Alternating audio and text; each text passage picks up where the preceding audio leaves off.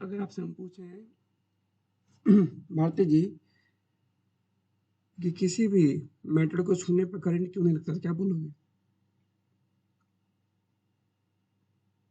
कोई वायर खरीद कर लाओ दुकान से, करंट नहीं लगेगा, क्यों? डायरेक्ट छुओगे तो।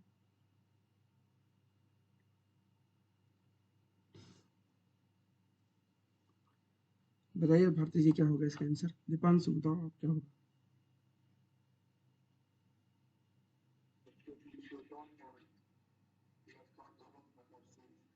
हम्म, हाँ न्यूट्रल होता है। न्यूट्रल इसलिए होता है क्योंकि नंबर ऑफ प्रोटॉन्स और नंबर ऑफ इक्वल्स होते हैं, है ना? जनरली यही होता है। तो जब तक हम उसको आयोनाइज नहीं करते हैं, मतलब उसमें से इलेक्ट्रॉन्स या प्रोटॉन्स निकालते नहीं है या उस पर ला नहीं देते, तब तक वो करंट नहीं लगेगा। Generally an atom is electrically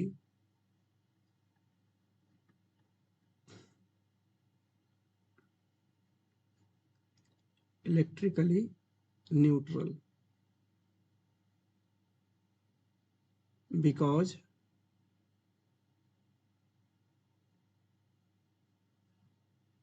number of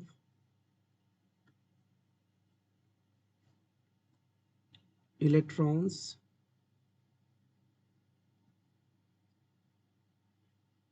equal to number of, साथ साथ लिखते रहेगा, ठीक है?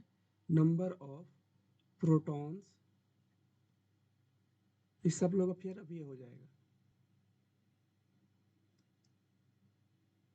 ऐसा क्यों होता है? क्योंकि नंबर ऑफ इलेक्ट्रॉन्स इक्वल किसके होते हैं? नंबर ऑफ प्रोटॉन के। और अगर एक एटम न्यूट्रल है तो मैटर किससे बनता है? मैटर तो आपका पूरा का पूरा एटम से बना होता है ना? तो यहाँ से बोल सकते हैं सो सो दिस इज, ऐसा लिख देते हैं, सो matter is made up of billions of atom, billions of atoms, and as we know that each atom is electrically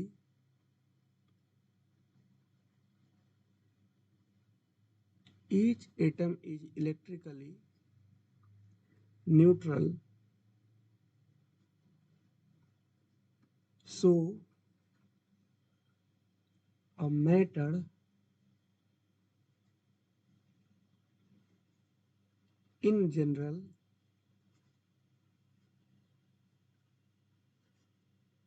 electrically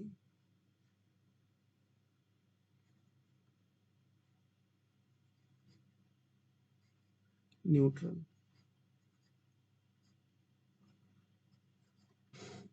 ठीक है? इसलिए क्या होगा, कोई भी मैटर क्या होगा आपका, जनरली क्या होगा, न्यूट्रल होगा।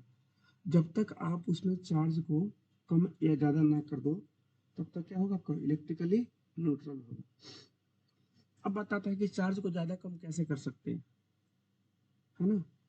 तो चलो ठीक है, इलेक्ट्रिकली न्यूट्रल तो है, उसको अब न्यूट्रल से अनन्यूट्रल कैसे बनाएंगे? तो आप ही से मैं क्वेश्चन पूछता हूँ कि चलो बताओ, अगले पेज में यहाँ पे इलेक्ट्रॉन है, इसको इसको हम कैसे, मतलब यहाँ से इसको निकाल कर हम यहाँ पर लेकर आ सकते हैं, इसको यहाँ से उठाकर हम इसको यहाँ से उठाकर हम यहाँ पर कैसे लेकर ला सकते हैं?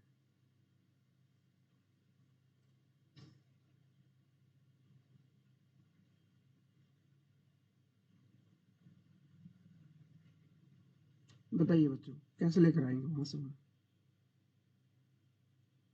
कितने तरीके हैं? एक ही तो तरीका नहीं, तीन चार तरीके हैं, तीन तरीके हैं टोटल। कैसे लेकर आएंगे?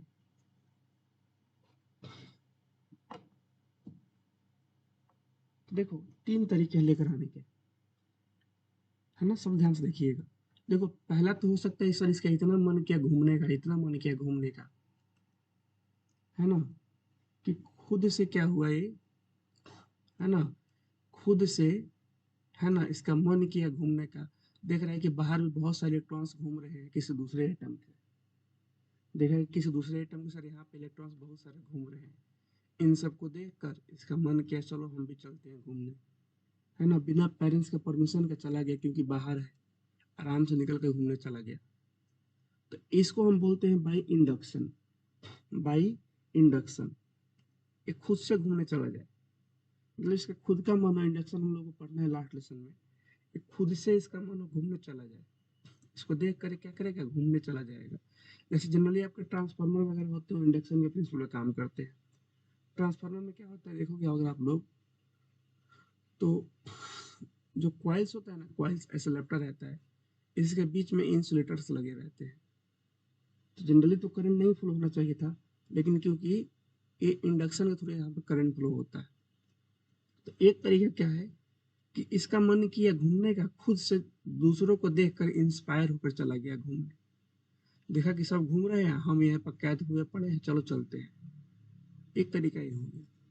दूसरा क्या होगा, दूसरा हम क्या करेंगे, इसको धक्का मार कर ले चलेंगे, इसको ढाहेंगे यहाँ से। मान लो यहाँ पे कोई है, इसको ढा रहा है यहाँ से। जब ढाहेगा तो ये खुद से बाहर आ जाएगा। ये क्या होगा, खुद से बाहर आ जाएगा। तो ये ढहाने का काम मतलब एक तरह से हम करवा सकते हैं इसको, मतलब एक तरह से हीट वगैरह के द्वारा। और तीसरा तरीका क्या है, हम एक दूसरा एटम लेकर आए इसके बगल में और लगे उससे रगड़ने इसको, है ना, मान लो इसमें भी इलेक्ट्रॉन्स है, लगे इसको रगड़ने, ऐसे फ्रिक्शन लगे करने। तो उस तरीके से भी क्या हो सकता है, बाहर आ सकता है। तो टोटल हमारे पास तीन तरीके हो गए जिससे हम इसको बाहर निकाल सकते हैं। या तो खुद से आ जाए बाहर ही, नहीं तो हम क्या करेंगे, इसमें इधर से हीट वगैरह लगाएंगे, जिससे खुदे मतलब गर्म होकर क्या हो जाएगा, बाहर आ जाएगा, है ना। हीट लगाने का मतलब इसको एनर्जी देना। देखो, हीट लगाने का मतलब यहाँ पे आप इसको हीट अप कर रहे हो, तो इसके पास पैसा आएगा, एनर्जी आएगा। जिससे पैसा एनर्जी आएगा नहीं, यहाँ पहुंचते छूट रहेगा। अगर आप ही लोगों के पास, किसी के पास, जैसे मान लो भारती जी के पास अभी इनके खाते में है 10,000 रुपया,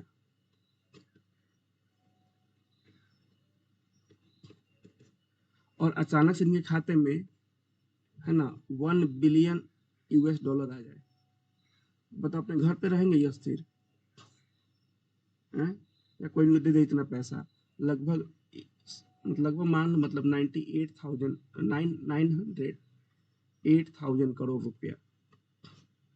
अब रहेंगे घर पे स्थिर? नहीं रहेंगे। ऐसे ही इलेक्ट्रॉन्स के साथ होता है, जो आउटर ऑर्बिट में होते हैं किसी भी मेटल के। जनरली हम मेटल्स की बात करेंगे, जो इलेक्ट्रिसिटी के गुड कंडक्टर होते हैं। तो उसमें क्या होगा, जैसे इनको आप हीट वगैरह दोगे ना, करंट वगैरह दोगे, करंट भी दोगे दूसरे किसी मतलब वायर वगैरह के थ्रू या कुछ दूसरे एटम्स के थ्रू, तो क्या होगा, ये आपके जो है ना, एक खुद से बाहर ही जाएंगे, इनके पास एनर्जी आ गया, बाहर जाएंगे। और तीसरा जगह क्या है, सेम ऐसा ही एगो एटम लेकर आओ, एक ऐसा ही क्या करो आप, एटम लेकर आओ इसके बगल में,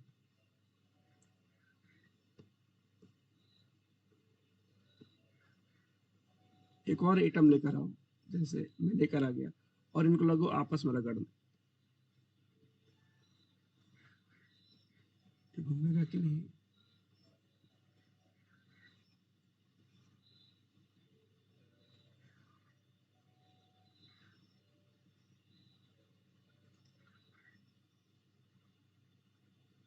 देखो, एक एक दूसरा आइटम लेकर आओ और लगो इसको इसमें रगड़ने, इससे भी आपका काम हो जाएगा।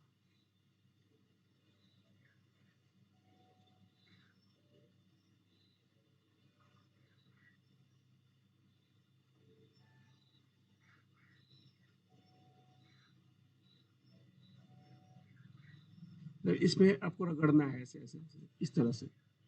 तो इससे भी क्या होगा, हो सकता है कि ये वाला, अगर ये दूसरा मान लो, ये दूसरा आइटम है, जैसे ये आयरन का आइटम है और ये आपका कॉपर का है, आपने रगड़ना शुरू किया, हो सकता है कि ये वाला इसके ऊपर कूद कर चला जाए। अगर ये वाला इस पे चला जाता है तो फिर इसका देखा जाए, ये वाला, ये है जो एटम है कॉपर का, इस पे तो ये आ गया ये वाला, तो बताओ इसका तो डिस्टर्ब हो गया ना, बाहर के इलेक्ट्रॉन्स की संख्या। अभी इसमें 3 गो इलेक्ट्रॉन्स, 3 गो प्रोटॉन्स था, न्यूट्रल था।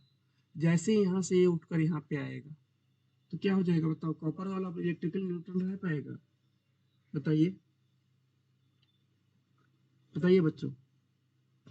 अगर आयरन का है एक इलेक्ट्रॉन रगड़ने से कॉपर पे चला गया, तो कॉपर वाले को अब हम इलेक्ट्रिकल न्यूट्रल बोलेंगे? नहीं बोलेंगे ना। भाई इसके पास 4 गो इलेक्ट्रॉन हो गया, पहले 3 गो था। अब अगर 4 गो इलेक्ट्रॉन इसके पास हो गया, आप खुद देखो, इसके पास अब 4 इलेक्ट्रॉन हो गया और 3 गो प्रोटॉन है। अब ये कभी भी इलेक्ट्रिकल न्यूट्रल रहेगा? इसके पास एक गो इलेक्ट्रॉन एक्स्ट्रा आ गया। अब ये इलेक्ट्रॉन्स अपना कुछ चार्ज देने की कोशिश करेगा, ये इतना चार्ज देगा इसको। अब भले ही बहुत कम चार्ज है, लेकिन अगर हम, मैं एक एटम की बात कर रहा हूँ, ऐसे एक मेटल में बिलियंस ऑफ एटम्स होते हैं, इतना कि आप गिन नहीं सकते हो। उतने सारे अगर एटम्स में बताओ इतना इतना चार्ज आ जाए, आगे आपको बताऊंगा। अगर ये 1 कूलम भी हो गया ना, तो इतना ज्यादा मतलब फोर्स उत्पन्न करेगा जिसकी आप मतलब कल्पना नहीं कर सकते हो। अगर ये 1 C भी अगर पहुंच जाए तो इतना ज्यादा फोर्स उत्पन्न कर देगा जिसकी आप कल्पना नहीं कर सकते हो। अब ऐसे ही देखो, यहाँ पे देखो, अब इसमें क्या हो गया भाई, इसका तो पहले 3 गो इलेक्ट्रॉन था, 3 गो प्रोटॉन था। अब 2 गो, एगो चला गया, तो अब इसमें कितने इलेक्ट्रॉन्स हो गए? 2 गो इलेक्ट्रॉन्स रह गए। अब प्रोटॉन्स कितने हो गए? 3 गो प्रोटॉन्स हो गए। तो देखा जाए तो बताओ, ये वाला भी इलेक्ट्रिकल न्यूट्रल रहेगा अब? बताइए कौन, क्या इलेक्ट्रिकली न्यूट्रल रहेगा? नहीं रहेगा ना। अच्छा ये बताओ, किस पे पॉजिटिव चार्ज आएगा, किस पे नेगेटिव चार्ज आएगा? आयरन पे पॉजिटिव आएगा कि कॉपर पे पॉजिटिव आएगा? आयरन दे रहा है, कॉपर ले रहा है, तो प्लस किसके ऊपर आएगा, आयरन के ऊपर कि कॉपर के ऊपर? बताइए निकेत, प्लस किसके ऊपर आएगा?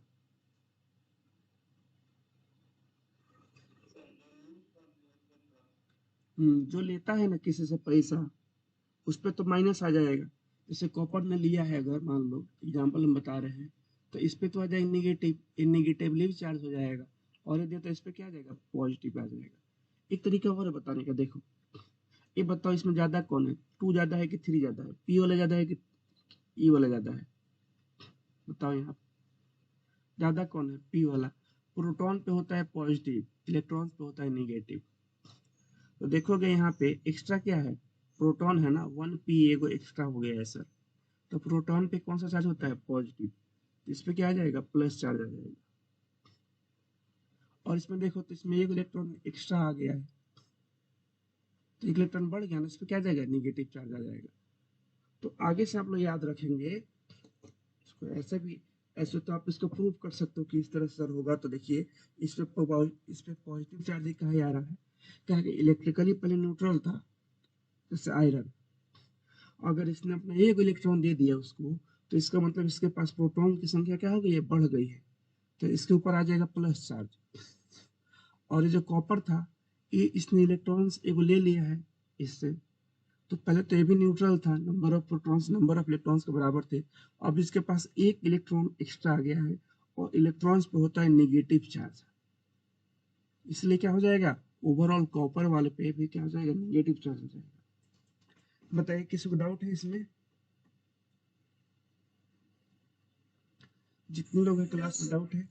चलिए, अब आप लोग, इसमें मेरा एक क्वेश्चन है,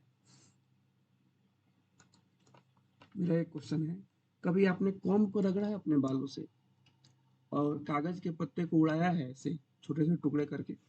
स्कूल में तो किया होगा, जादू सा लगता है कि कंघी से क्या किया, अपने बालों को रगड़ के, है ना, और छोटे छोटे कागज के टुकड़े आपने कर लिए और उसको उड़ाना शुरू किया कर दिया। किए हो ये ऐसा कॉम्ब वाला एक्सपेरिमेंट? कितने लोग किए हैं फिर बताओ तो। दीपांशु किए हो आप? सब लोग किए हो ना? कागज के छोटे टुकड़े को बालों से क्या करते हो आप, कलम को रगड़ के उड़ाते हो ऐसे ऐसे, ठीक है? ऐसा क्यों होता है, कभी सोचे हो आप लोग? बताओ।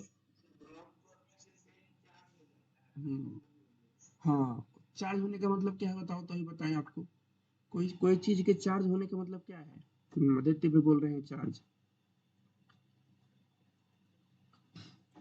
अरे पेन है क्या? जैसे पेन मान लो कि उसमें बहुत सारे एटम्स होंगे।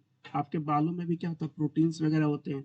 तो ये भी सारे किससे बने होते हैं? एटम्स से बने होते हैं। तो बाल्स में भी एटम्स हैं, आपके कलम में भी एटम्स हैं, या कंघी में भी एटम्स हैं। तो अगर आपने बाल में रगड़ा उसको, कंघी को, तो अभी मैंने आप लोग को बताया था कि फ्रिक्शन से भी क्या होते हैं, इलेक्ट्रॉन्स का ट्रांसफर होता है। बोले थे ना आप लोगों को अभी? बताइए।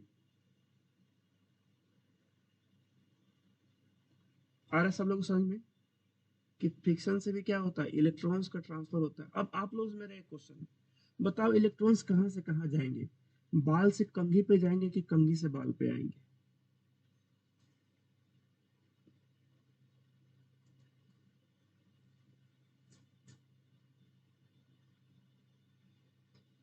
बताइए। बाल से कंघी पे जाएंगे, पता है क्यों? बाल जो होते हैं ना, ह्यूमन का जो हेयर होता है ना, उसमें जो इलेक्ट्रॉन्स वगैरह होते हैं लूजली बाउंड होते हैं as compare to comb. Comb आपका प्लास्टिक का है, आपका बाल क्या है, नॉर्मल प्रोटीन से बना हुआ है। तो बाल में जो आपके जो इलेक्ट्रॉन्स वगैरह होते हैं वो क्या होते हैं, लूजली बाउंड होते हैं। तो जब आप कंघी को रगड़ोगे, कलम को रगड़ोगे ना, तो क्योंकि बाल वाले loosely bound electrons as compare to comb, माने कॉम्ब की कंपैरिजन में, जो कंघी में जो आउटर सेल में जो इलेक्ट्रॉन्स है उसके कंपैरिजन में बाल में क्या है, ह्यूमन के लूजली बाउंड है। तो जब आप रगड़ोगे ना, तो बाल पर से क्या होते हैं, इलेक्ट्रॉन चले जाते हैं कहाँ पे, कंघी में। अब कंघी में या कलम में चले गए तो देखो बाल भी पहले इलेक्ट्रिकली न्यूट्रल था, है ना? और कॉम्ब भी आपका क्या था, इलेक्ट्रिकली न्यूट्रल था। अब बताओ न्यूट्रल रहेगा? अब दोनों न्यूट्रल रहेंगे? नहीं रहेंगे ना। हाँ, तो जब नहीं रहेंगे तो क्या होगा, जब आप किसी न्यूट्रल चीज को उसके पास लाओगे तो उसको खींचेगा। जैसे कागज को, उसको छोटे छोटे टुकड़ों को आप लाओ उसके पास, तो अब क्या करेगा, उसको खींचना शुरू करेगा। बोलेगा कि आ जाओ यार मेरे पास से एक्स्ट्रा इलेक्ट्रॉन है, इसको उसको लेकर जाओ अपने साथ। तो कागज के छोटे टुकड़े क्या होंगे, उसके तरफ अट्रैक्ट होना शुरू हो जाएंगे। तो कोई भी न्यूट्रल जो चीज होती है ना, वो किसके तरफ जाना चाहती है, जो न्यूट्रल ना हो उसके तरफ जाना चाहती है। जैसे आप लोग देखना, गांव में क्या होता है, बड़े बड़े 11,000 के वायर वगैरह होते हैं। तो कभी कभी लोग बोलते हैं कि सर हमने हाथ से उसको छुआ था, पकड़े रह गया। और पकड़े पकड़े जब तक सारा खून चूस नहीं गया तब तक छोड़ा नहीं। ऐसे सुने हो आप लोग, गाँव में होता है जनरली, जो काफी हाई टेंशन वायर होती हैं। तो ऐसा होता क्यों है, क्योंकि हाई टेंशन वायर क्या होते हैं, चार्ज्ड होती है वो सब। उसमें इलेक्ट्रॉन्स वगैरह का फ्लो हो रहा होता है, बहुत सारे इलेक्ट्रॉन्स का फ्लो हो रहा है, मतलब बिलियंस की संख्या में सारे चक्कर। अभी तो मैंने एक इलेक्ट्रॉन्स की बात की है, बिलियंस की संख्या में होता है। और उसके पास कोई ह्यूमंस वगैरह जाएगा जो क्या है, आपका इलेक्ट्रिकली न्यूट्रल है, तो बोलेगा कहाँ जा रहे हो, हमारे पास आ जाओ। खींचना उसको शुरू करेगा अपने पास। और अगर बहुत ज्यादा वोल्टेज है तो आपको एक हाथ दूर से ही खींच लेगा वायर। इसलिए बोला जाता है कि हाई टेंशन वायर के पास आप लोग मत जाया करो, क्योंकि ह्यूमन बॉडी क्या होती है, इलेक्ट्रिकली न्यूट्रल होती है। और जो वायर्स वगैरह होते हैं वो सब क्या होते हैं आपके, वो सब इलेक्ट्रिकल न्यूट्रल नहीं होते हैं, तो वो आपको अपने पास हल्का सा, मतलब नीचे से भी खींच सकते हैं। ये बात सब लोग समझ में आ रहा है?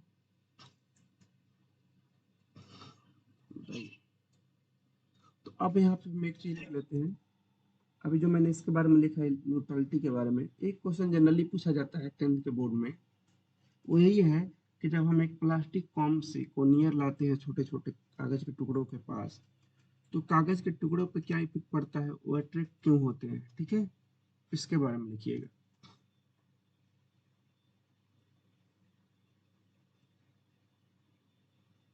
ठीक है,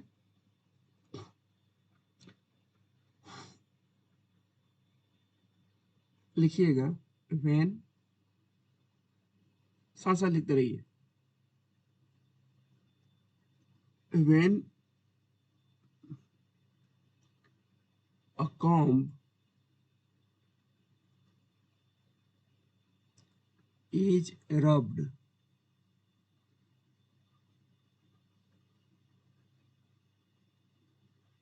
with, सूखे बाल होने चाहिए जनरली, इलेक्ट्रॉन का ट्रांसफर काफी आसानी से होता है। ड्राई हेयर, अब बोलो सर सूखे क्यों? जनरली क्या होता है ना, अगर आपका बाल में ऑयल वगैरह लगा रहेगा तो इलेक्ट्रॉन्स का ट्रांसफर आसानी से नहीं हो पाता। ऊपर से क्या होते हैं, सारे जो ऑयल्स वगैरह होंगे वो क्या करेंगे, प्लास्टिक के कॉम पे एक लेयर बना लेंगे, तो कभी कभी देखोगे उस तरह से उतना बढ़िया अट्रैक्शन नहीं हो पाता है। इसीलिए क्या करते हैं हम लोग, ड्राई हेयर की बात करते हैं। When a comb is rubbed with dry hair, we find that we find that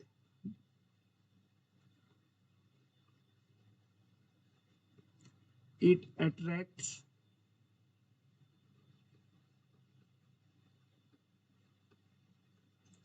it attracts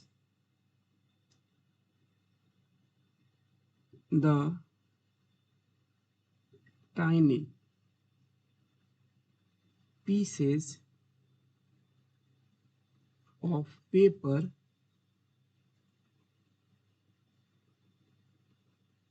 towards itself.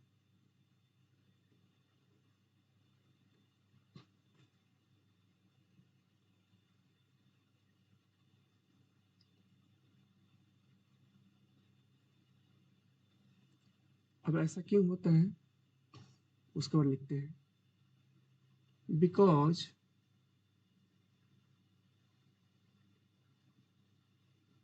initially the comb के साथ हमारा हेयर भी, बस हम comb के बाद लिख रहे हैं, comb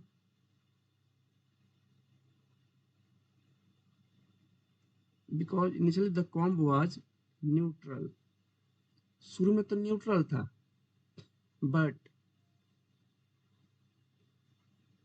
after rubbing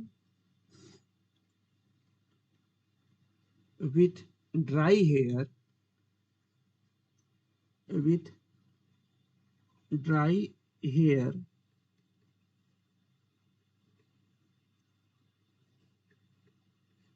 it gets charged।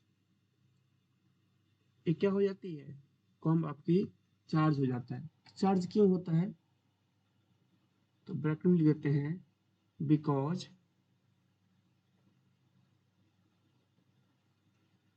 Transfer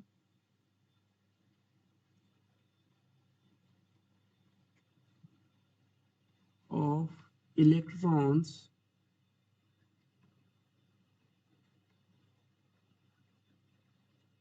from hair to the comb. ऐसा क्यों होता है, क्योंकि इलेक्ट्रॉन्स का ट्रांसफर होता है हमारे हेयर से कॉम्ब की तरफ, है ना। बताइए यहाँ पे कोई बताए,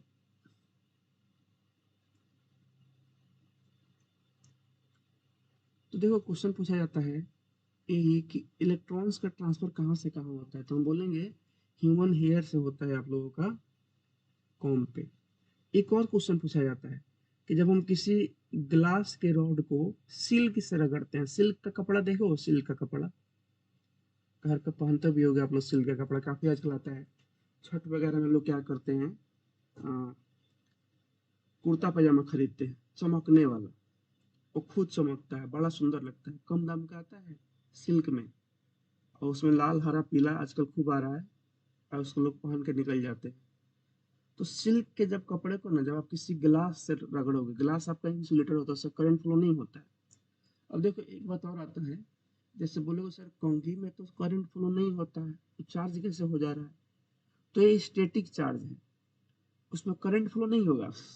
वो क्या हो रहा है ना, बाल पर से कुछ चार्ज आपके कंघी पे जाकर बैठ जा रहे हैं, और ऐसे जो चार्ज होते हैं ना तुरंत खत्म भी हो जाते हैं। इनको हम बोलते हैं स्टैटिक चार्ज। आगे आप लोग को पढ़ाएंगे। तो इनसे करंट फ्लो नहीं होता है, बस इनका काम होता है किस चीज को अपनी तरफ खींचना। तो एक क्वेश्चन आता है कि जब हम ग्लास रॉड को, ठीक है, सिल्क के कपड़ों से रगड़ते हैं, तो यहाँ भी क्या होता है, दोनों चार्ज होगा। फिर से ग्लास रॉड भी चार्ज होगा और आपका सिल्क का कपड़ा भी चार्ज होगा। लेकिन फिर पूछा जाता है कि बताओ इलेक्ट्रॉन्स का ट्रांसफर कहाँ कहाँ पे होता है, किस पे पॉजिटिव आएगा किस पे नेगेटिव आएगा। जैसे इस केस में पूछा जाए आपके पास कि बताइए कॉम्ब पे कौन सा चार्ज आएगा। तो हम लोग अगर कॉम्ब की बात करें तो कॉम्ब गेट्स निगेटिवली चार्ज, क्योंकि कॉम्ब इलेक्ट्रॉन्स ले रहा है। पहले तो न्यूट्रल था, इसके पास इलेक्ट्रॉन्स ज्यादा हो जाएंगे, तो comb gets negatively charge, comb आपका निगेटिवली चार्ज हो जाता है। अगर हम अपने हेयर की बात करें तो जो हेयर है, dry hair, dry hair gets positively charge, positively charge. अब क्वेश्चन आता है, यहाँ पर तो किसी को डाउट नहीं है ना, इसमें बताइए कॉम वाले में किसी को डाउट नहीं है? ठीक। अब क्वेश्चन आता है कि सिल्क के कपड़े से, सिल्क का कपड़ा, अगर हम एक ग्लास रॉड को रगड़ते हैं, किसी भी ग्लास, घर पे शीशा उसा रखा ग्लास रखा होगा आप लोगों के घर पे, शीशा ग्लास दोनों अलग अलग चीज, आगे बताएंगे आप लोगों को। ग्लास को जब हम रगड़ते हैं, ठीक है, तो पूछा जाता है कि ग्लास पे, उस ग्लास पे कौन सा चार्ज आएगा और सिल्क के कपड़े पे कौन सा चार्ज आएगा, है ना? तो देखो यहाँ पे उल्टा होता है। सिल्क का कपड़ा जो होता है ना, उसमें जो इलेक्ट्रॉन्स होते हैं as compare to glass, glass देखो दोनों का दोनों क्या है, इंसुलेटेड है, उसमें करंट फ्लो नहीं होगा। सिल्क के कपड़ा से आप किसी बोलोगे इसमें सर जोड़ देते हैं बल्ब में, लाइट जलेगा तो नहीं जल पाएगा, ठीक है। लाइट जलाने के लिए आपके पास मेटल्स वगैरह के वायर होने चाहिए, उससे जलेगा लाइट, है ना। वो भी डिपेंड करेगा कितना बढ़िया से उसका क्या करता है, वो इलेक्ट्रिसिटी को भेज पाता है। तो दोनों का दोनों इंसुलेटर है, सिल्क का कपड़ा भी है और आपका ग्लास जो है आपके पास वो भी है। लेकिन जब रगड़ोगे दोनों के एक में, फिर रगड़ने से क्या होगा, चार्ज का ट्रांसफर प्लेस होगा। तो यहाँ पे उल्टा हो जाता है। आपको लगेगा सर सिल्क का कपड़ा जाना चाहिए ग्लास पर, नहीं, ग्लास चला जाता है सिल्क के कपड़े पे। और जो आपका ग्लास होता है, ग्लास वो क्या हो जाता है आपका, वो बताओ, अगर ग्लास के कपड़े से सिल्क पे जाए तो ग्लास क्या हो जाएगा, पॉजिटिवली चार्ज होता है, और सिल्क का कपड़ा निगेटिवली चार्ज होता है। ऐसे एक आता है इबोनाइट रॉड आता है। अब इबोनाइट रॉड से जब आप उसको रगड़ना शुरू करोगे, तो यहाँ पे जैसे बालों पे हुआ तो ऐसा हो जाता है, इबोनाइट रॉड हो जाता है पॉजिटिवली चार्ज, और आपका ग्लास हो जाता है निगेटिवली चार्ज। तो ऐसे ऐसे कभी कभी क्वेश्चन पूछे जाते हैं, है ना। सबसे ज्यादा क्वेश्चन एक कॉम वाला पूछा जाता है, मैंने आप लोगों को लिखवा दिया। बाकी आगे मतलब एक्सरसाइज में भी ऐसे क्वेश्चन दिए गए हैं, तो जब हम वहाँ पे आपको कराएंगे ना तो बता देंगे वहाँ पे, ठीक है। अब ये बताओ, अगर कोई चीज चार्ज होती है तो किसी दूसरे चीज को अट्रैक्ट कर सकती है कि नहीं, बताइए। अगर आपसे हम क्वेश्चन पूछें कि अगर कोई चीज चार्ज है तो किसी दूसरे जो कोई बॉडी है जो न्यूट्रल है उसको अपनी तरफ अट्रैक्ट कर सकती है, कर सकती है। अच्छा, अट्रैक्शन क्या है, एक तरह का फोर्स है। अट्रैक्शन क्या है जी, सब लोग बोलो, एक तरह का फोर्स है। मतलब ये है कि हम बोल सकते हैं कि जितनी भी चार चीजें हैं ना सर, यह एक तरह का फोर्स लगा सकती है। अब देखो, अगर निगेटिवली, जैसे हमारा कॉम्ब हो गया निगेटिवली चार्ज, अब चलो कागज के छोटे छोटे टुकड़े लाए थे इसके पास, एक दूसरे कॉम्ब को हम लाते हैं जो वो भी होता है निगेटिवली चार्ज, तब अट्रैक्शन होगा कि रिपल्सन होगा, दोनों पे अगर सेम चार्ज है तो, तब बताओ, तब क्या रिपल्सन होगा कि नहीं? भाई जितना तुम्हारे पास पैसा है, उतना है तो उतना ही पैसा किसी और के पास आ जाए, सेम बराबर पैसा, तो अट्रैक्शन थोड़ी हो पाएगा। बोलोगे उसके पास जाकर क्या फायदा, वो तो उसका भी हाल मेरे ही जैसा है भाई। अट्रैक्शन कब होगा, जब एक के पास ज्यादा हो एक के पास कम हो। तो आगे आप लोग लिखवाएंगे चार्जेस की प्रॉपर्टीज होती है कि अगर सेम चार्ज होंगे, नेगेटिव नेगेटिव एक दूसरे को रिपल करेगा, पॉजिटिव पॉजिटिव रिपल करेगा। अगर अपोजिट चार्ज होंगे तो क्या करेगा, अट्रैक्ट करेगा। इसका मतलब ये है जो चार्ज चीजें होती हैं वो एक दूसरे पे फोर्स लगा सकती हैं। जितनी भी चार्ज चीजें हैं वो क्या कर सकती हैं, एक दूसरे के ऊपर फोर्स अप्लाई कर सकती हैं। ये बात सब लोग समझ में आ रहा है। श्रेया सृष्टि, अनिकेत, आदित्य, दीपांशु, शिल्पी। हाँ, तो आपसे अगर कोई पूछता है कि ये बताइए जो हाई टेंशन जो वायर होती है वो काहे खींच लेता है भाई किसी को। कोई जा रहा होता है आराम से अपना नीचे से, क्या करना, टच थोड़ी कर रहा है, हल्का सा नीचे से जा रहा है, काहे खींच लिया उसको, क्योंकि उसमें एगो दूगो इलेक्ट्रॉन्स की बात नहीं हो रही है, बिलियंस ऑफ इलेक्ट्रॉन्स, इतने कि आप मतलब सरप्राइज हो जाओगे। अभी आप लोग निकलवाएंगे एक छोटे से मतलब टुकड़े में कुछ कुछ चीज में इलेक्ट्रॉन्स की संख्या, इतने सारे इलेक्ट्रॉन्स होते हैं, वो सबके सब मतलब फ्लो हो रहे हैं बहुत तेजी से। अब अगर वो फ्लो हो रहे हैं तो उनके आसपास ना इलेक्ट्रिक फील्ड बन जाता है। इलेक्ट्रिक फील्ड माने एक ऐसा एरिया जहां पे अगर आप जाओगे तो मतलब एक तरह से आपको इलेक्ट्रिसिटी महसूस होगी। तो इलेक्ट्रिक फील्ड कैसे कैसे बनता है, वो चार्ज के द्वारा बनता है। चार्ज का अपना एक एरिया होता है ना। जैसे आप गांव में देखोगे ना, गांव में बोका को देखो, बोका को, बकरी का मतलब मेल वर्जन होता है। वो जहां पे जाएगा ना उसके आसपास बहुत बढ़िया खुशबू आता है। और उसके आसपास तो जब तुम जाओगे तो नाक दाब के निकलना पड़ता है। ऐसा क्यों होता है, क्योंकि उसका एक वो अपना फील्ड बन जाता है। फील्ड समझ रहे हो क्या, उसके खुशबू का एक फील्ड बन जाता है। जैसे आप उस एरिया में एंटर करोगे आपको महसूस होगा कि हाँ हाँ कितना बढ़िया खुशबू आ रहा है। तो ये जो आपका गांव में जो बोका वोका घूमता रहता है, इनके शरीर से जो भी स्मेल वगैरह आता है, अच्छा बुरा जो भी है, एक तरह से फील्ड की तरह काम करता है। आप जब उस एरिया में जाओगे तो आपको महसूस होगा कि अरे कुछ ना कुछ तो है, कहीं ना कहीं आया हुआ है, चलो अब उसको भगाते हैं कहीं कुछ और ना जाए। ऐसे देखना, घर पे जब कोई अच्छा पकवान वकवान बनता है तो उसकी खुशबू का एक फील्ड बन जाता है। आदित्य बोलो, कोई डाउट है। घर पे खाना ना बनेगा ना बढ़िया तो उसकी खुशबू से एगो फील्ड बन जाता है, दूर तक महकता है। अब पता चल जाता है कि यहाँ पे मतलब कुछ ना कुछ भोज वोज बढ़िया बन रहा है ना। जैसे गाँव में शादी ब्याह हो चाहे किसी घर कोई फंक्शन हो, खाना जब बनना शुरू हो जाए तो स्मेल से पता लग जाता है कि मतलब अच्छा खाना बन रहा है। जब मैं पढ़ता था ना, हम लोग के हॉस्टल में एगो था, उसका नाम था कलुआ। ठीक है, बड़ा मुर्गा खाता था वो। चलो मुर्गा तो खाता था वो बात अलग है, अपने पैसा से खाया अलग है। वो क्या करता था, रात भर सुनता चलता था, हॉस्टल में हम लोग थे तो, कि भाई किसके रूम में मुर्गा बन रहा है। और सूंघते सूंघते पहुंच जाता था, जिसके रूम में बन गया उससे कमाड़ी खुलवाएगा, और वहां से जब तक वो खा कर नहीं निकलेगा तब तक वो वहां से हटेगा नहीं। तो ऐसा क्यों होता है, क्योंकि कुछ चीजें ऐसी होती है ना जिनका स्मेल क्या करता है, फील्ड बना देता है। सेम प्रॉपर्टी होती है एक चार्ज के साथ। चार्ज है तो चीजों को अट्रैक्ट कर सकता है, रिपेल कर सकता है। तो भाई ऐसा थोड़ी है कि एगो यहाँ पे चार्ज रखा हुआ है आप लोग के घर पे, और एगो मेरे घर पे रखा हुआ है उसको अट्रैक्ट कर ले, इतना दूर तो नहीं होगा। चाहे आपके घर पे जो खाना बन रहा है उसका खुशबू हमारे घर पे आ जाए, ऐसा थोड़ी होता है। उसका एक एरिया होता है कि इतना एरिया में क्या करेगा वो आपका एक मतलब वो फील्ड बनाएगा।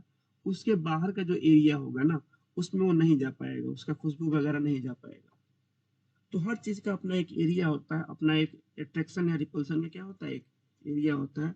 जैसे आप हाई टेंशन वायर के बहुत दूर हो तो कोई खतरा नहीं है, बहुत पास हो तब आपके लिए क्या है, खतरा है, तब आपकी उस केस में जान भी जा सकती है। तो इलेक्ट्रिकल चार्ज द्वारा जितने एरिया तक वो फोर्स लगा सकता है, फोर्स दो तरह लगा सकता है, या तो किस चीज को खींच सकता है अपने पास, या उसको धकेल सकता है। है ना, किसी ने धकेल, आपने पढ़ा होगा पुश या पुल को फोर्स बोलते हैं। तो इलेक्ट्रिकल चार्ज भी किसी चीज को पुश कर सकता है, पुल कर सकता है। जैसे आपने कागज का टुकड़ा लिया, कॉम के पास ला रहे हो, तो अगर कॉम कागज के टुकड़े से बहुत दूर है तो आप खुद बताओ क्या वो कागज का टुकड़ा को खींच पाएगा अपने पास, बताइए। बताओ बच्चों, क्या वो कागज के टुकड़े को अपने पास खींच पाएगा अगर बहुत दूर कॉम्ब रखे हो तो? बताओ सीरियसली, आपने क्या किया, ड्राई हेयर से कॉम्ब को रगड़ा, छोटे छोटे कागज के टुकड़ों के पास नहीं, दूर ले गई, इतना पर खींच पाएगा? नहीं खींच पाएगा ना। आपने एक कहानी पढ़ा होगा, बीरबल की खिचड़ी, पढ़े हो बीरबल की खिचड़ी बच्चों? आप लोगों ने एक कहानी पढ़ा होगा हिंदी किताब में, बीरबल की खिचड़ी। तो बीरबल को राजा को सबक सिखाना रहता है, तो ही बोलते हैं कि भाई जो उस खीर को हम लोग पका रहे हैं वो तो काफी ऊंचाई पे है और आग जलाए हैं नीचे, तो कैसे खीर पक जाएगा? राजा हंसते हैं। तो बात यही है, अगर आपको चार्ज का अगर देखना है, अगर आपको कि फोर्स लगा पा रहा है कि नहीं लगा पा रहा है, तो उसके लिए आपको क्या करना पड़ेगा, उसके फील्ड में जाना पड़ेगा, है ना। उसके जब फील्ड में जाओगे तब आपको पता लगेगा कि मतलब वो हमारे ऊपर फोर्स लगा पा रहा है कि नहीं लगा पा रहा है। जैसे दो गो चुंबक लेकर आओ, एक चुंबक, चल दो चुंबक लेकर आओ, चाहे एक ही चुंबक ले लो, एक आयरन का कोई भी मतलब नट बोल्ट ले लो। अगर पास रहेगा तो आयरन क्या करेगा, आयरन जो होगा चुंबक की तरफ खींच लेगा वो। जो चुंबक्स वगैरह होते हैं लोहे के मेटल्स की चीजों को जनरली क्या करते हैं, अपनी तरफ खींच लेते हैं। लेकिन यही मान लो आप जो मैग्नेट है उसको कुछ दूर पे रख दो, और अपना नट बोल्ट या रुपया के सिक्का को किसी दूर पे रख दो, तब उसको खींच पाएगा? नहीं खींच पाएगा। क्यों? क्योंकि मैग्नेट का भी अपना एक फील्ड होता है जिसको हम बोलते हैं मैग्नेटिक फील्ड। हर भाषा में सब लोगों को, मैग्नेट का भी क्या होगा, अपना एक फील्ड होगा कि इस एरिया में रहेगा तो खींच पाएगा, अगर उससे दूर जाता है तो खींच नहीं पाएगा। अगर आइडियली अगर आपसे कोई पूछे ना कि ये बताइए एक चार्ज कितने का फील्ड आइडियली क्या होता है, तो आइडियल केस में तो हम ऐसा बोलते हैं कि मतलब जो पॉसिबल है। जनरली अगर आपसे पूछे कि एक बताओ एक चार्ज है, उसका फील्ड कितने दूर तक जाएगा, तो आइडियली हम बोलते हैं कि इनफाइनाइट तक जाएगा। तो क्वेश्चन आता है अगर इनफाइनाइट तक उसका फील्ड है तो भाई दूसरे चार्ज को क्यों नहीं खींच पा रहा है? तो वहां पे आंसर आता है क्योंकि वो बहुत कम फोर्स हो जाता है, उसका फील्ड कुछ दूर जब बाहर जाइएगा तो क्या होता है, फोर्स कम हो जाता है। अब कम फोर्स किसी चीज पर जब लगेगा तो इतना इनफ फोर्स नहीं हो पाता है कि उसको खींच पाए। आ रहा है आप लोगों को बात समझ में? जैसे हमारे अर्थ का ग्रेविटी भी है ना, अर्थ का ग्रेविटी, इसका भी एक फील्ड है। अगर आप अर्थ के ग्रेविटेशनल फील्ड को छोड़कर बाहर चले जाओगे तो आपको अर्थ अपनी तरफ नहीं खींचेगी। जितने भी सेटेलाइट्स वगैरह जो घूम रहे होते हैं अर्थ के बाहर, अब देखिएगा खास करके जो जियो सिंक्रोनस ऑर्बिट में घूमते हैं उससे बाहर, अगर उनको अर्थ अपनी तरफ खींच पाती तो अर्थ पे गिर जाते हैं और धरती से टकरा जाते हैं, पूरा सेटेलाइट टुकड़ा टुकड़ा हो जाता, किसी के बिल्डिंग पे गिर जाते हैं, बिल्डिंग तहस नहस हो जाती। लेकिन वो क्यों नहीं गिर पाते हैं, क्योंकि वो अर्थ के ग्रेविटेशनल फील्ड से बाहर जा चुके हैं। अब उन पे जो फोर्स लग रहा है अर्थ का, बस इतना ही फोर्स लग रहा है कि बस उसके आउटर ऑर्बिट में वो रिवॉल्व कर पा रहे हैं, उससे उतना अर्थ फोर्स नहीं लगा पा रही है कि उसको अपनी तरफ खींच पाए। लेकिन हम लोग जब किसी बिल्डिंग से कूदे तो तब तो हम लोग का गोड़ हाथ टूट जाएगा, जानो जा सकता है, क्योंकि हम लोगों पे अर्थ ज्यादा फोर्स लगा पा रहा है, क्योंकि हम लोग अर्थ सरफेस के क्या है, नजदीक है। ये आप लोग को बात समझ में आ रहा है जितने बच्चे क्लास में है? बताइए, फील्ड का मतलब समझ लो, फील्ड का मतलब क्या है? तो आप लोग को मैंने तीन चार एग्जाम्पल दिया, बोका का, घर पे खाना बन रहा है उसका, ग्रेविटेशनल फील्ड का एग्जाम्पल दे दिया, हाई टेंशन वायर का मैंने एग्जाम्पल दे दिया। तो आपसे अगर कोई पूछता है व्हाट इज इलेक्ट्रिक फील्ड, तो इलेक्ट्रिक फील्ड क्या होगा, एक ऐसा एरिया जहाँ पे चार्ज जो है, चार्ज चार्ज में भी किसकी बात करेंगे, इलेक्ट्रॉन्स की बात करेंगे, जहाँ पे चार्ज क्या कर सके, अपना फोर्स लगा सके। देखो इलेक्ट्रिसिटी का मेन कारण है चार्ज। तो हम लोग जैसे आप लोग पढ़ते हो ना, बायो बायो वगैरह वगैरह को पढ़ोगे तो सबसे पहले आप सेल्स के बारे में पढ़ते हो, है ना।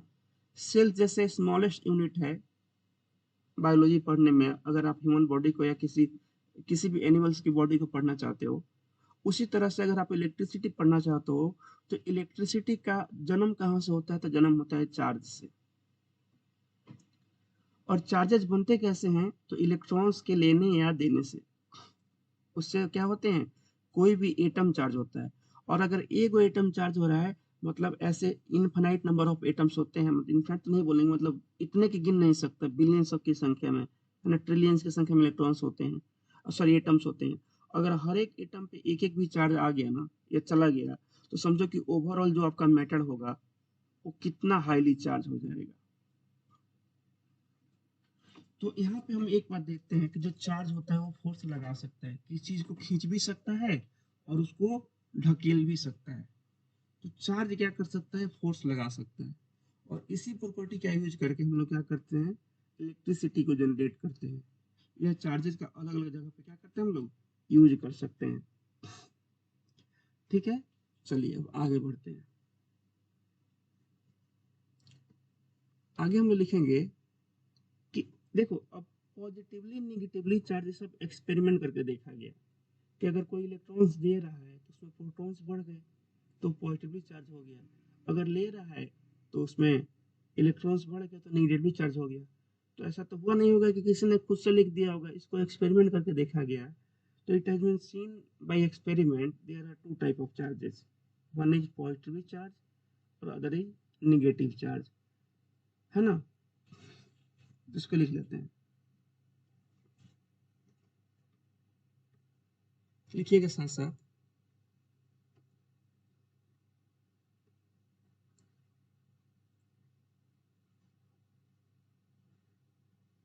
It has been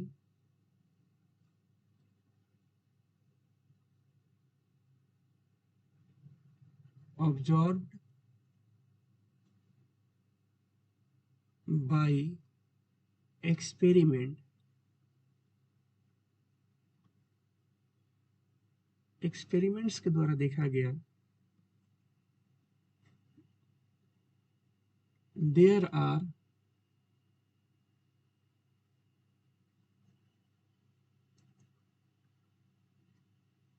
two types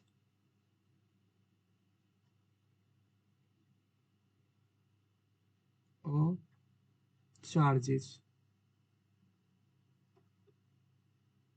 देखो हम लोग क्या, हमने नोट्स को हम लोग क्या करेंगे ना, ज्यादा बल्कि नहीं बनाएंगे।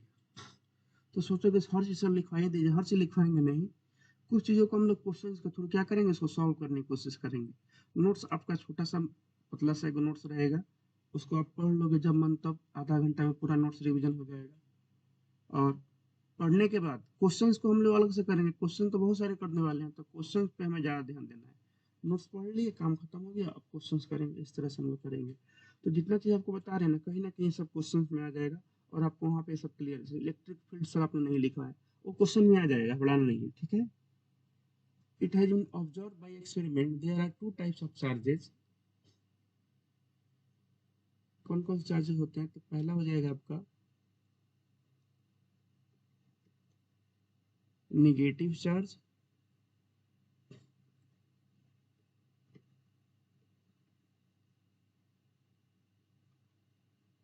और एक बात और, आप लोग को रिसर्च मोड में नहीं जाना है, क्योंकि आज के ज़माने में क्या है, एआई वगैरह है।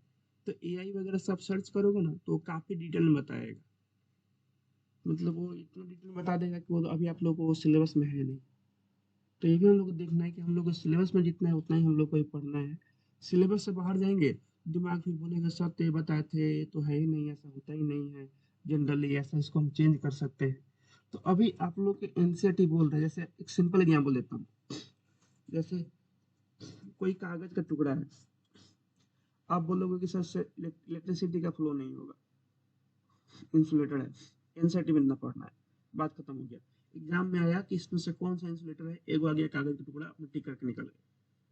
अगर यही आप यही से पूछोगे ना कि कागज का टुकड़ा से इलेक्ट्रिसिटी फ्लो होगा, बोलेगा नहीं, आगे जाकर लिखेगा कि आगे जाकर अगर हम बहुत ज्यादा फील्ड लगा दें, इलेक्ट्रिक फील्ड लगा दें, बहुत ज्यादा चार्ज लगा दें, तो कागज का टुकड़ा भी कंडक्टर बन सकता है। अब हो गया आपका काम। अब दिमाग में आएगा कि सर तो बतेबा नहीं किए थे, सर बतेबा नहीं किए थे ये सब, है ना। तो बच्चों ये आप लोग को अभी नहीं पढ़ना है, आप लोग को ट्वेल्थ में जाओगे तो ट्वेल्थ में आप लोग को पढ़ना होगा डाइपोल्स वगैरह के बारे में।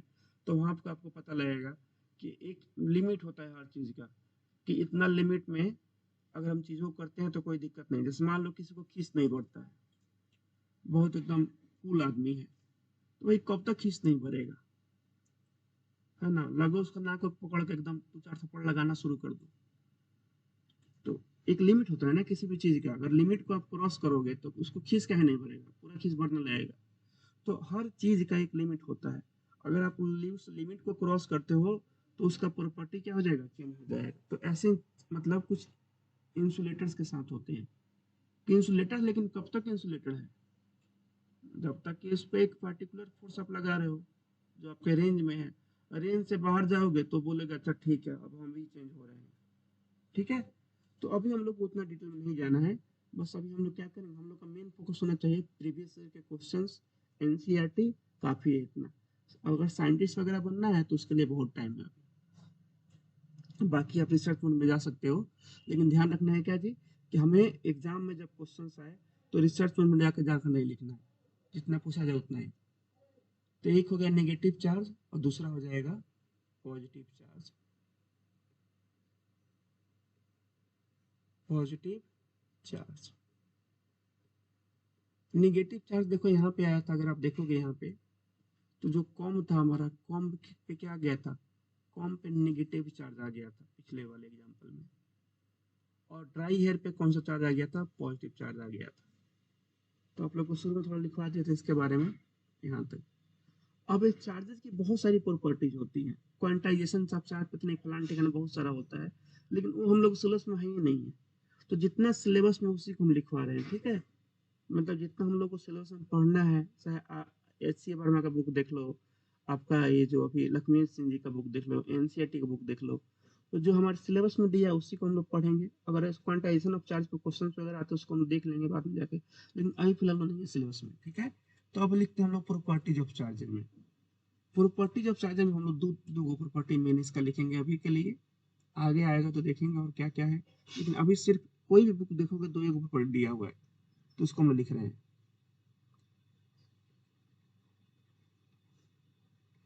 जो आपके सिलेबस में है, प्रॉपर्टीज ऑफ चार्जेस। इसको साथ साथ लिखते रहिए आप लोग।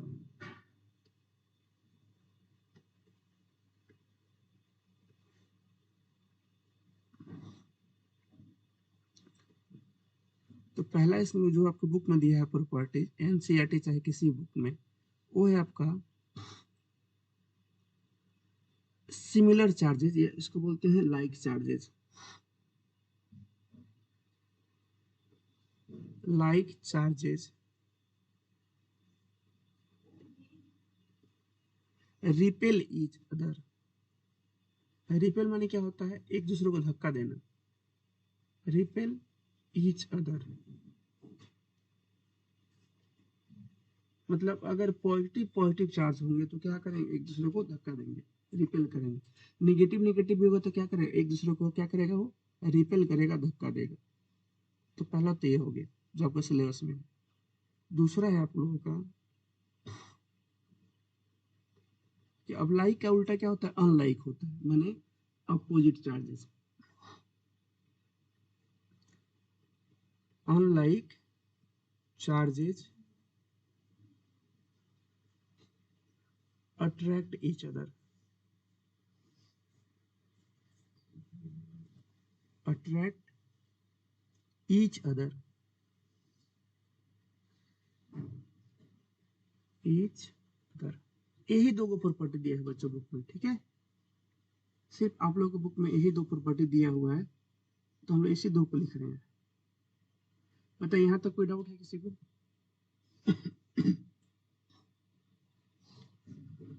जितने लोग क्लास में यहाँ तक क्लियर है।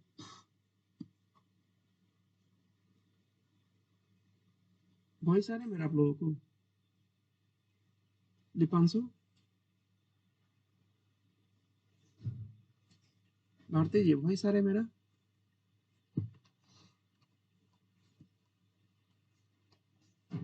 नेट कट गया क्या,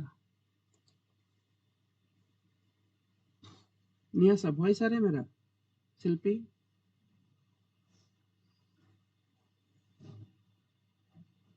लॉस्ट नेटवर्क कनेक्शन, थोड़ा सा नेट का भी दिक्कत है, एक मिनट रुक जाओ। इसको लिख रहा है लॉस्ट नेटवर्क कनेक्शन।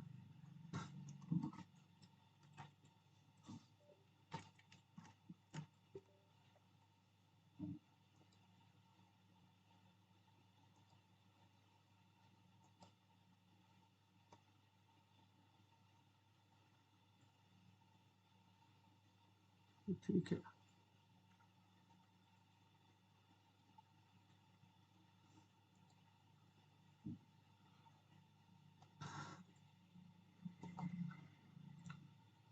देखो तो अब वॉइस आ रहा है मेरा, क्लियर है?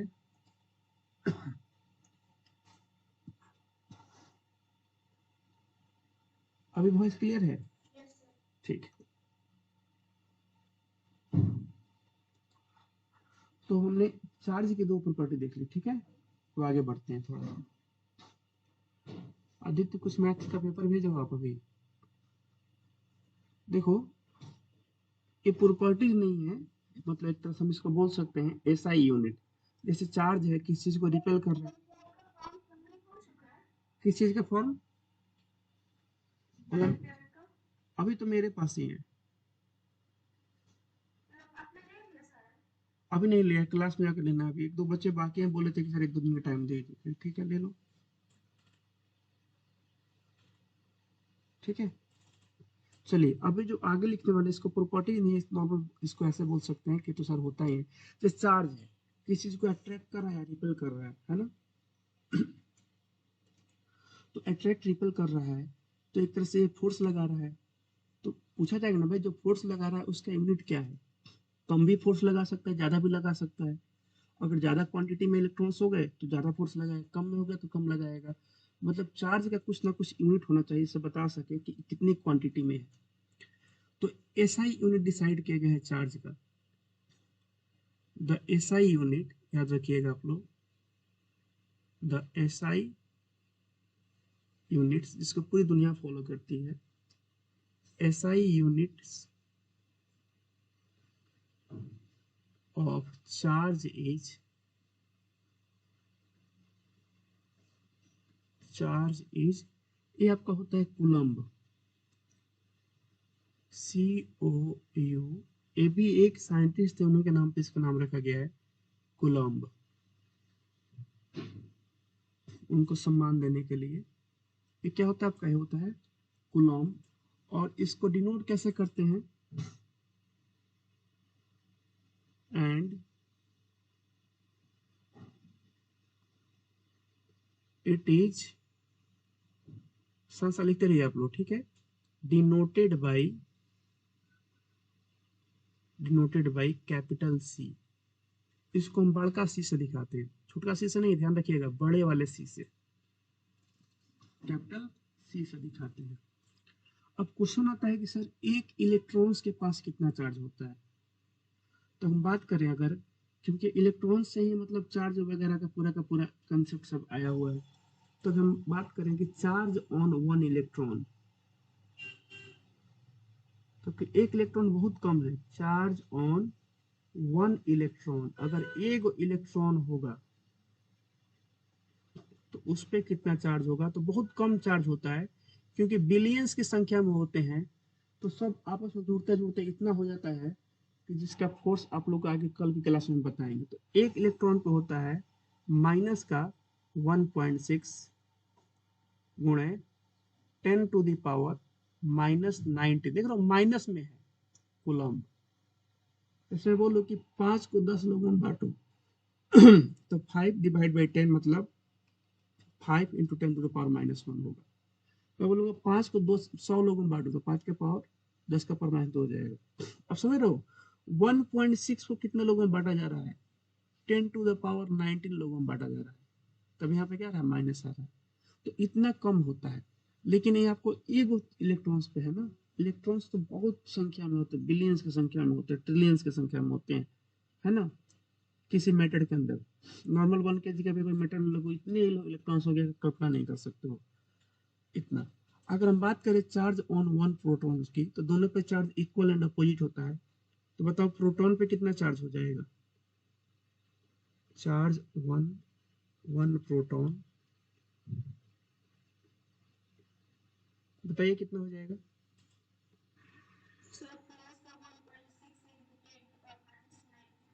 हाँ इतना हो जाएगा, 10⁻⁻19 कूलम्ब हो जाएगा, ठीक है। तो इतना आप लोग याद करके कल आइए, कल आपसे सुन लेंगे, ठीक है। इसका आगे पढ़ते हैं कल। बाय एवरीवन, मिलते हैं कल आप लोग को सेम इसी टाइम में, 4:50 मिनट मिलेंगे। और 5:45 से 50 मिनट में क्लास खत्म हो जाएगा।